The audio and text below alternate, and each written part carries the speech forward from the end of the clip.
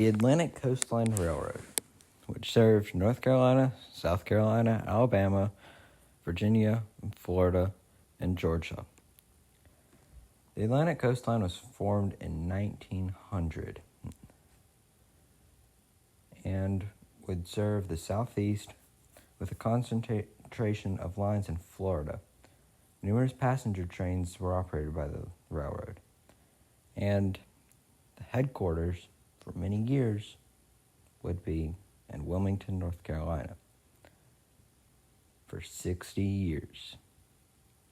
But the building no longer stands to this day. It is now a college. The Union Station in downtown Wilmington opened in 1913. It was designed by architect Joseph F. Lettner and construction by Boyle Robertson Contractors, which began in 1912. It was located at Front Street and Red Cross Street in downtown Wilmington. In the early years, the station had tenants in both of the railroad serving the city, which was the Atlantic Coastline and Seaboard Airline Railroad.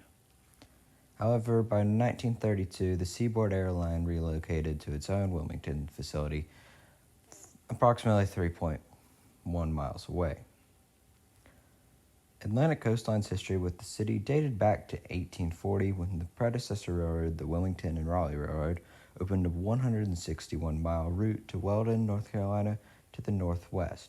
The ACL set its headquarters buildings adjacent to Union Station. In the latter 50s, the directors of the remaining tenant of the ACL viewed the location as remote from the main network. Furthermore, leaders were seeking a merger with Florida East Coast Railway, and they moved the headquarters to Jacksonville, Florida. Now, what happened to the building? Well,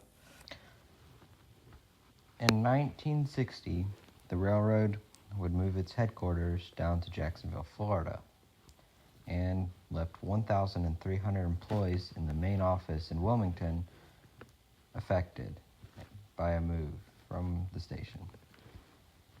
The station would see its last train, the Palmetto, in 1968. The station was later demolished in 1970.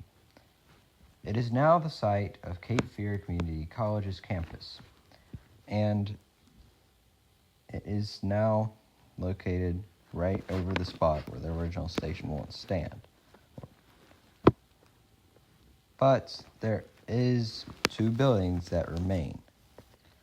This building right here was owned by the railroad and still has the paint on it.